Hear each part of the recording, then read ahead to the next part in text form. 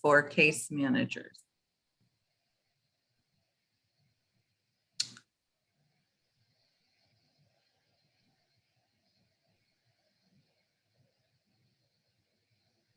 What are thoughts about this one?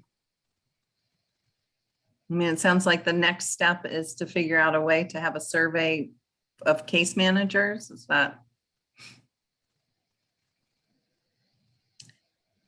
that something that program might be best poised to kind of figure out what that survey would be?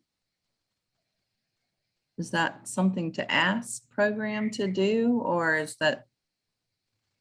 And I know when we were talking with case managers about the survey for families, there was a lot of question or a lot of feedback around how can we get, because the survey that goes out to families doesn't ask for the provider's name or anything like that. It's more general. And there was a lot of, how can we get feedback about specific providers of specific services? And maybe this is a way that we can at least get one perspective on that. I think the reason why we didn't want to do that with the family survey is, one, we were trying to keep it simple and have a place to start. And two, we wanted it to try to be as anonymous as possible. But maybe, the case manager one, if we're asking about provider feedback and performance, I don't know if we need to kind of maintain that same level. But yeah, I do think this is something that program could work on. Yeah, I'm pretty sure all three of these are programs. Okay, great. The program started to talk about the last one a little bit in terms of asking providers to do some of this work for us versus us, doing so much of it. So we did start to have that conversation. Okay. I think just to put a plug in there for feedback from case managers for program to consider would be helping with the needs gap surveys. So like what services you're running into wait lists or not able to find a provider. That's, I think, really useful feedback for when we have to choose our service gaps. So not just on like provider performance, but it's almost like provider availability as well. Yeah, that's a great idea. Yes.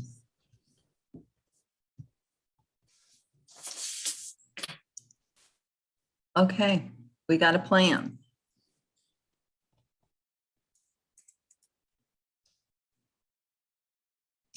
Increasing our diversity within CSA system or ensure diversity.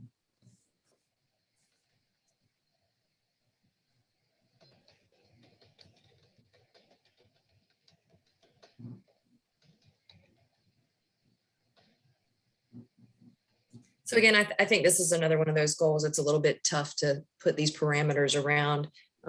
It's really more about CPMT members sort of taking that responsibility to doing what they can to ensuring that there's diversity within our system. So I'm not sure if this, again, is sort of the best format. And at some point it may be worth discussing changing the layout of this work plan. I think so. But it's just sort of a way of acknowledging and having CPMT members recognize the importance of this as a goal that they've set.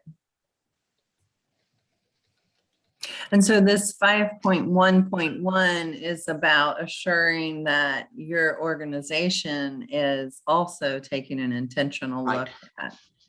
Yeah. Okay. I'm curious of what folks would say is the success measure of that. How would we know if members are taking a look at their diversity within their agency? We've just recently sorry. Go ahead, Lori. Thank you. We've just recently in Albemarle County did a what we call climate survey with employees.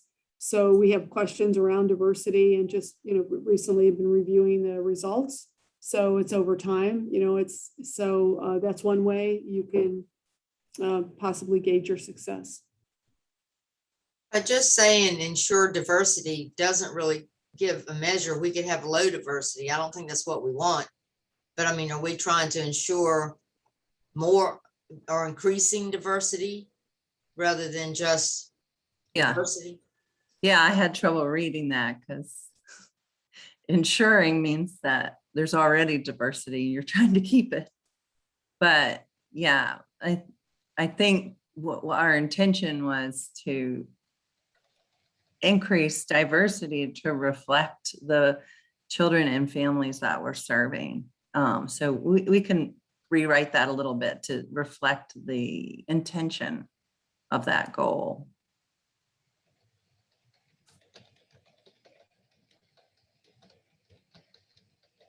So Ashley writes, it also may be helpful to have measures to go across the jurisdictions for comparative analysis. Yeah, I think like as we do work, we could also talk about what we would like the stakeholder agencies involved to bring so that it matches. Whether it's employees, people served, and that racial breakdown. So we can measure success. It's a big goal to have. I mean, each agency should have that goal. It's a little bit hard to encapsulate it in the CPMT. Okay, so how do y'all want to handle this? 5.1.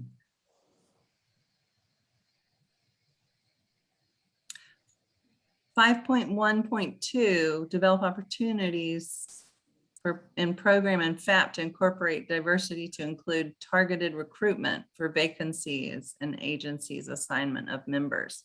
And so is that saying targeted recruitment for the parent representatives on program and FAP and asking our participating agencies to be thoughtful and consider the importance of racial diversity as they appoint members? Is that what that's trying to get at, or am I missing its meaning? That's how I understand it. And whether there's certain, I think, policies that govern who's supposed to be at the specific like position or things that are required to be on CPMT. I'm not sure if program or FAP has such strict guidelines. So, but having somebody who's in charge of reviewing membership and saying, just because you've been here doesn't mean you get to like stay on here. It might be like an annual review of, just like we vote on the chair annually. Maybe annually we talk about like who's ready to step to the side, who's coming in, and that kind of thing. Yeah, and I think the only kind of parameters we have around those are, for FAP, you have to be a senior or supervisor level. Programs usually like supervisor management level. So I think, some agencies might be limited in terms of those number of those positions being limited.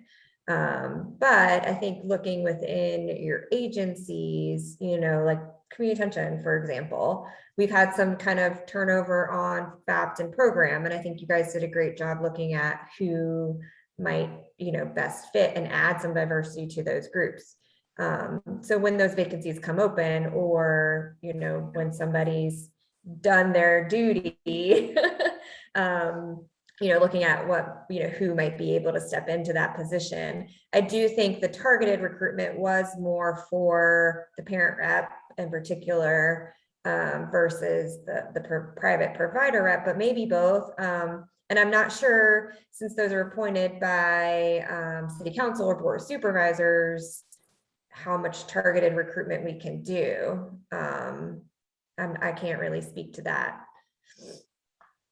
But I do think the intention was kind of twofold.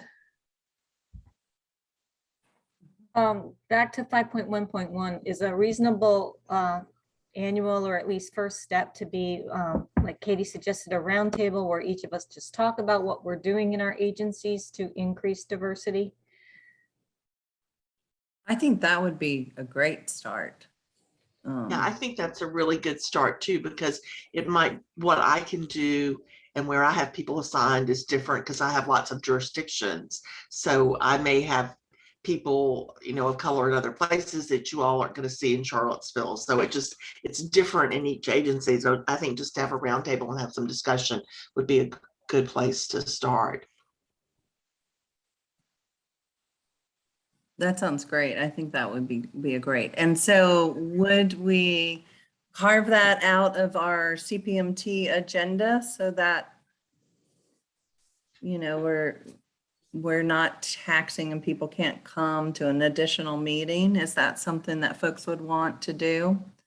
And sort of the topic be sort of just a sharing what your agency is doing to increase diversity, equity and inclusion? I think it's a good idea to have it at the meeting, the typical meeting that we have, and then we can do it as an ongoing piece. Maybe it's a quarterly little piece to see if we take from other agencies and are able to incorporate, but I think that sounds reasonable. Yeah. Yeah. Okay.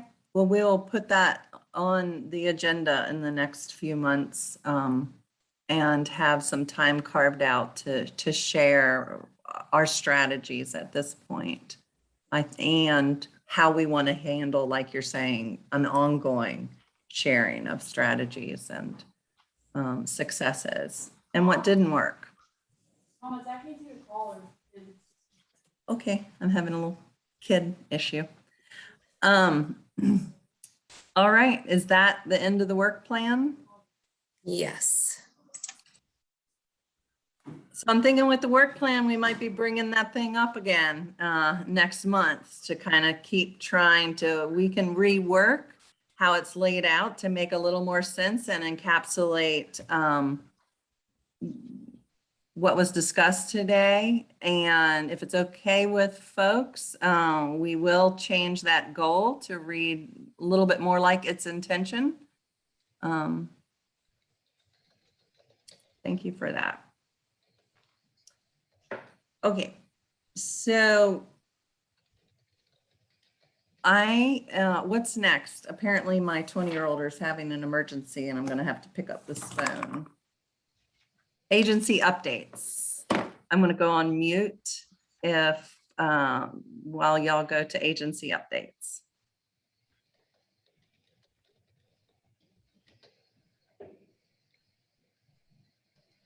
Does anybody have any agency updates? We're hiring foster care workers. So just, we need them. We need CPS desperately, desperately. Need CBS. Who said they needed foster care workers? Sue Moffett, Okay. City. All Got a right. new director. Our new director, you all know, Khaki Demick. She started Monday, so we're happy to have her. Yay. Yay. Region 10's agency update is we're really bummed about the Delta variant. So yeah, we're looking to pivot in a way that we are not wanting to, but ways to keep staff and the people that we serve safe amidst a rising infection rate locally. And that is impacting our reopening of our Women's Center. And see that happening in the near future at this point. We're having a workforce challenge like the rest of the state. And it's especially difficult for the folks that are in our care in residential, which is probably about 11 DD homes, 5 or 6 MH homes, as well as our Wellness Recovery Center, our 40-bed ALF, and the Moore Center. So it's a struggle, like everyone is struggling. That is Region 10's update. We reduced our supervision levels this week. We had been at what was considered phase 2. So we've stepped back to phase 1 because of the infection level. Our just counties are kind of in different places, and it changes from day to day, but that's where we are. That's probably the safest place to be. And my guess is we'll be there for a little while, unfortunately.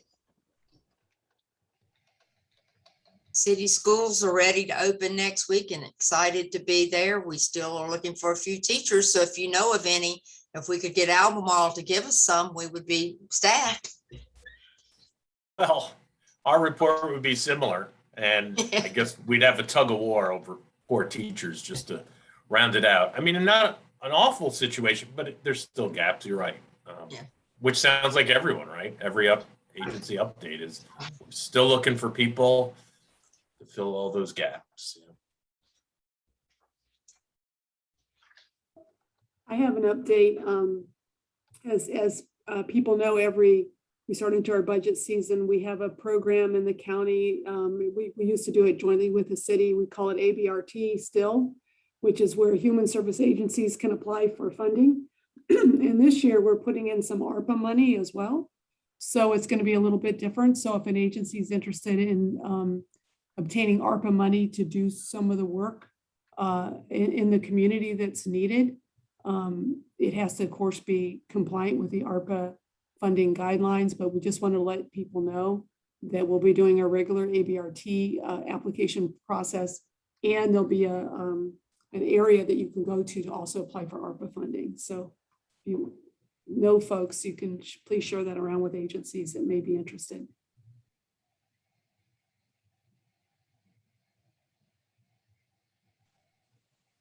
I know you can't believe this, we're still dealing with COVID.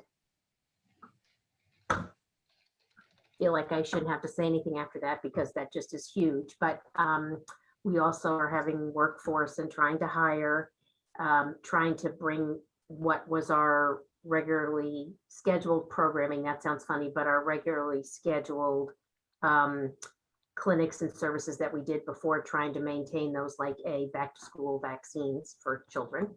I can say though, according to diversity, when we hire somebody, we have to certify that we've had a diverse panel to hire. So there's one thing to put out there for that work plan. Yay. And, we're all trying to survive. And I need to say thank you all for trying to maintain what we're doing in this whole crazy piece we are continuing to experience daily. Erin, we'll be working with you again this fall on shot clinics, won't we? I didn't hear anything you said, Beth. Yes, that is true. That is true. Yes. Yeah. Here we go. Any other updates? All right, our last thing on the agenda is to address our need for a city chair of CPMT. Would someone like to make a nomination? I'll nominate Misty. And would someone from the city like to second? I will. That was Beth. Yes. Who made the first nomination? Sue. Sorry, it was Sue. Thank you. Okay, all those in favor of Misty Graves becoming the city CPMT chair, say aye. Aye. As long as she's okay with it. She's okay with it. I'm okay with it. Anyone opposed? Okay, so moved. I looked at, yay. I don't want to be doing this again by myself, Misty. Thank you, Misty. You're welcome. Nita, you did a great job. Yeah, You it did. makes me a nervous wreck, but we got through it. Nita, we skipped the second to the last agenda item, other business from CPMT members. Oh, is that what it is? Is there any other business from CPMT members that we need to talk about today for adjourning?